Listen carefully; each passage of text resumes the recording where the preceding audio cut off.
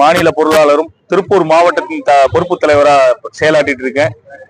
நாடு முழுக்க நடந்து கொண்டிருக்கக்கூடிய பாலியல் பலாத்காரங்களை கண்டித்து, அதாவது இப்போது கொல்கத்தாவில் பெண் மருத்துவரை பாலியல் பலாத்காரம் செய்து ரொம்ப கொடூரமாக கொலை செய்யப்பட்டார்.